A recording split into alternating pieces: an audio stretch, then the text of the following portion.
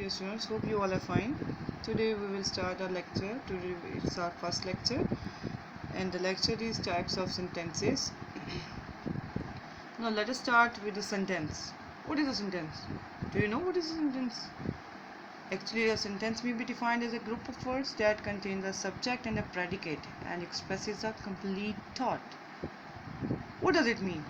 A sentence may be defined as a group of words. Do you know a sentence carries two parts? One is subject and the second is predicate.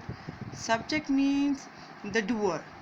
The placement of subject is always filled with a doer, and the doer is a noun or a pronoun. Let us see the example. It's the baby is smiling. Here the subject is the doer, and the doer is who is doing the thing. The baby is doing the thing. Here the subject is the baby, and predicate can students do remember one thing. Predicate contains two things: verb and object, or simple verb.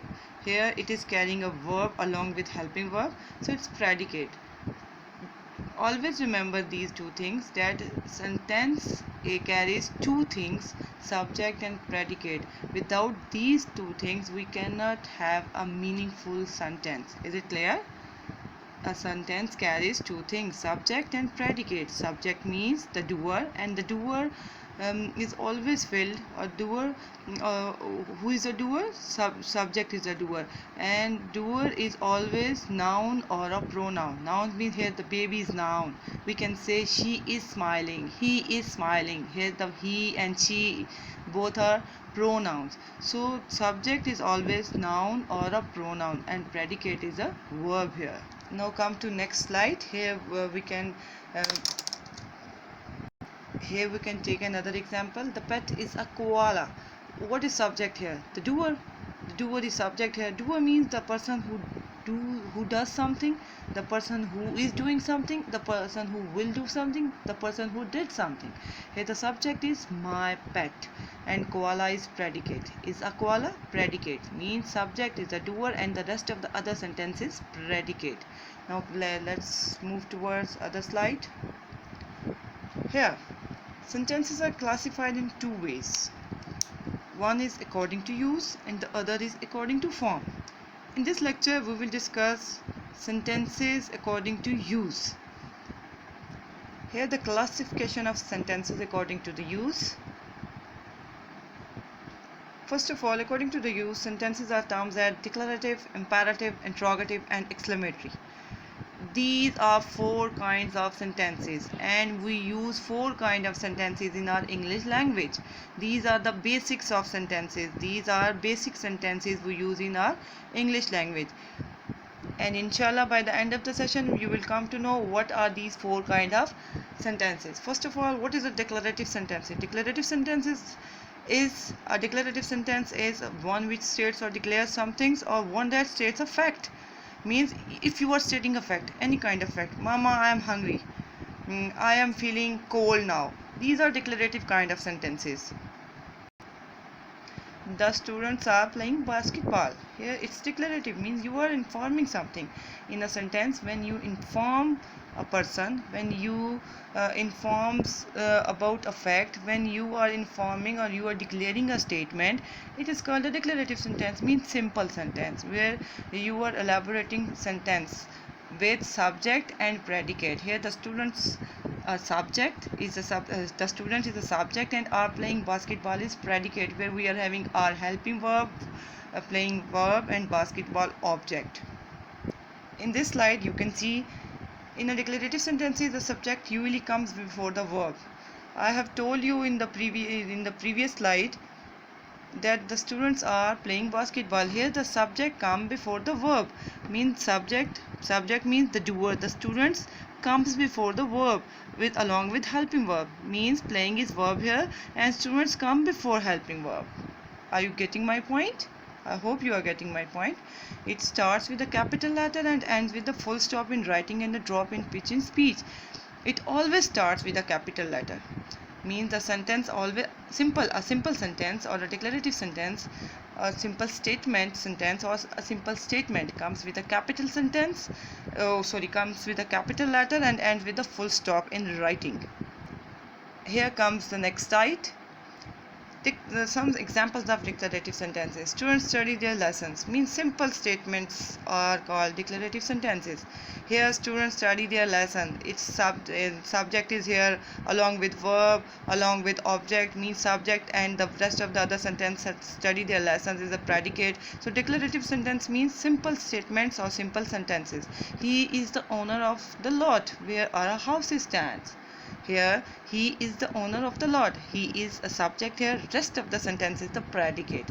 I'm a teacher. Here, I is the subject and rest of the other sentence is predicate. And here, simple a statement is there. The sun rises in the east. Here, the fact about the sun is there. So, the sun is the subject here, means the doer. Rest of the other sentence is predicate. Hope you are getting my point and you are very much clear about subject and the predicate.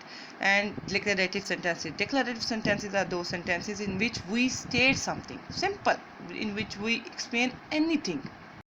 Now here comes another slide. What is and the second type of sentence? What is an imperative sentence? An imperative sentence is one which expresses a request, command or an order.